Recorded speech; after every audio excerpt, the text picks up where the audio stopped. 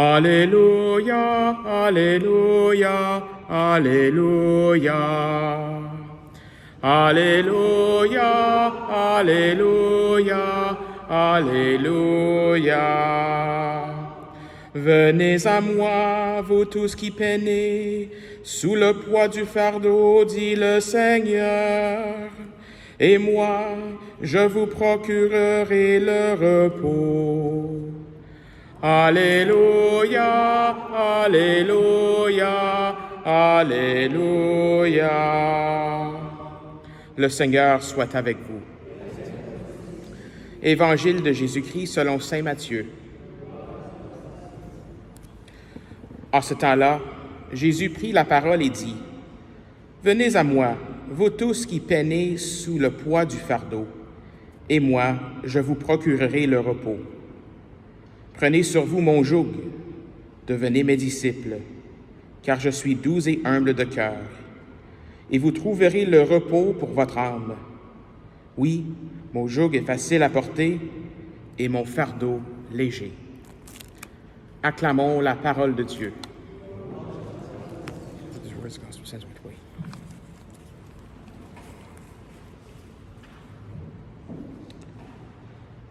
Je ne sais pas si vous avez entendu ça. Tout de suite après la première lecture, on a dit « Parole du Seigneur » et puis on a dit « Toutes nous rendons grâce à Dieu ». Puis là, il y a comme des enfants dehors qui ont fait « Yeah !» Tout ça en tout cas.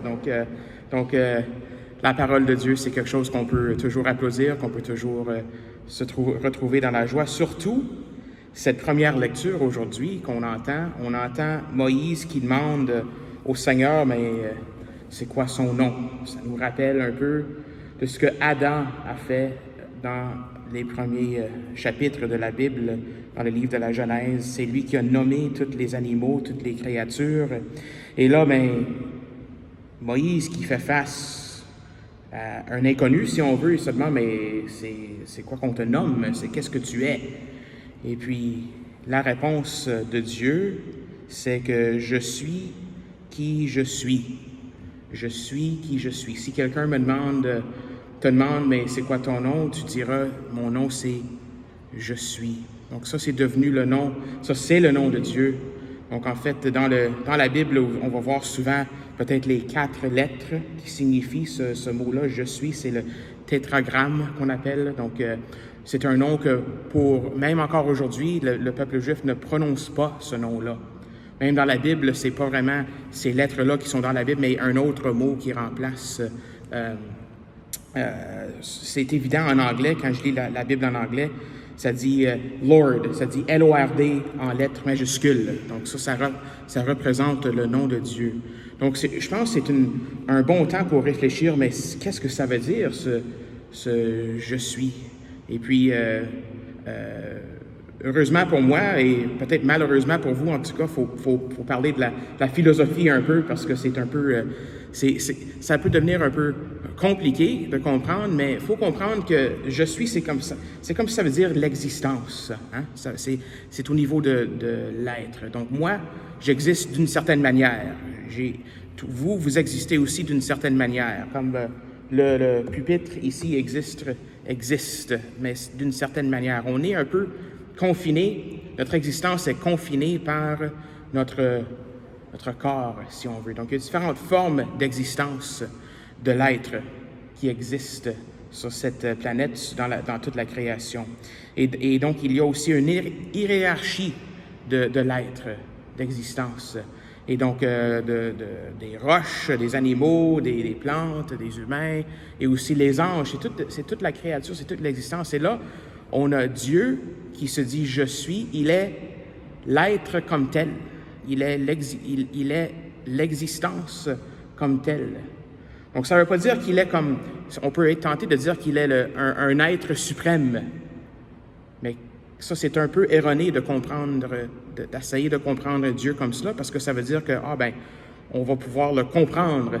C'est un être parmi les autres êtres, mais un être puissant, mais il est l'être comme tel, il est l'existence comme tel. Donc, ça veut dire que tout ce qui existe vient de lui. Il est complètement transcendant à notre existence. Donc, on va arrêter ça, le compliqué pour l'instant, mais il est complètement transcendant. C'est ça le point que je veux dire, c'est qu'il est complètement hors de... Il est l'existence comme telle, il est complètement transcendant. Et c'est ça qu'on a entendu dans l'antienne d'ouverture, en fait. On a entendu « Seigneur, tout est soumis à ta volonté, personne ne peut s'opposer à toi, car c'est toi qui as fait le ciel et la terre et toutes les merveilles qui sont sous le ciel. Tu es le Seigneur de l'univers. » Donc, une façon peut-être pour le comprendre, c'est que pour pouvoir créer, il faut être en dehors un peu de la création. Tu sais, on peut pas, on est pas. Donc, le Seigneur, il n'est pas quelque chose de créé, il s'est créé lui-même, si on veut. Donc, il n'est pas une créature comme nous sommes des créatures. Donc, c'est comme ça qu'on peut essayer, peut-être, ça reste encore un mystère, essayer de comprendre qu'il est un Dieu qui est complètement transcendant. Et puis la meilleure image qu'on a, c'est ce buisson ardent dont nous parlait la première lecture hier, et ça fait allusion cet après-midi, le buisson ardent. Donc, le buisson ardent, c'est cet arbre qui est en feu, mais l'arbre n'est pas consommé, si on veut. Nous, la créature, on a besoin de consommer ce qui nous entoure pour rester en vie. Tu sais, on a besoin de manger de la nourriture, des choses comme ça, mais le buisson ardent, mais ça ne consomme pas ce qui lui entoure, ça ne consomme pas l'arbre. L'arbre est encore intact. Donc, ça nous montre comment autre que le Seigneur est de nous. Et puis, Jésus va reprendre ce nom, ce « je suis », souvent dans l'Évangile de Saint Jean. Jésus va dire « Avant qu'Abraham était, je suis ». On entend souvent ces petites phrases de « je suis » dans l'Évangile de Saint Jean. Et Jésus, bien sûr, donc ce qu'on sait de lui, c'est que lui, il est le Fils de Dieu, il est l'incarné. Le « je suis » qui est là maintenant, il est devenu proche, il est devenu imminent. Hein? Donc nous avons un Dieu révélé dans l'Ancien Testament qui est transcendant, et ce même Dieu s'est révélé imminent, s'est révélé proche de nous par son Fils Jésus-Christ. Quelle beauté, hein? Quelle beauté de voir qu'on a un Seigneur qui va être proche de nous. Et dans l'Évangile d'aujourd'hui, ce même Seigneur nous dit,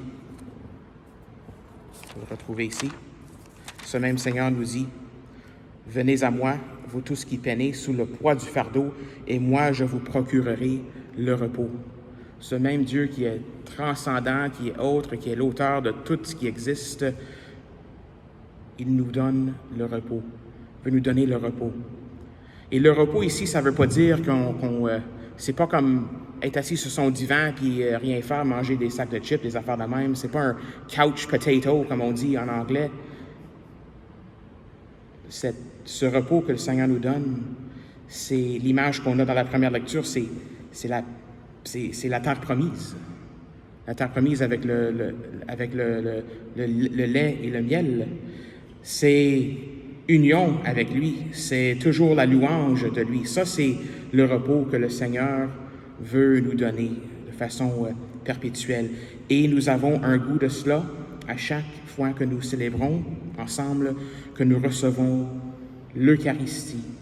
L'Eucharistie, ce Dieu qui est transcendant, qui est éminent, là, il vient en union avec nous. Ça, c'est la terre promise, ça, c'est le repos que le Seigneur nous donne. C'est cette union avec lui, cette relation avec lui.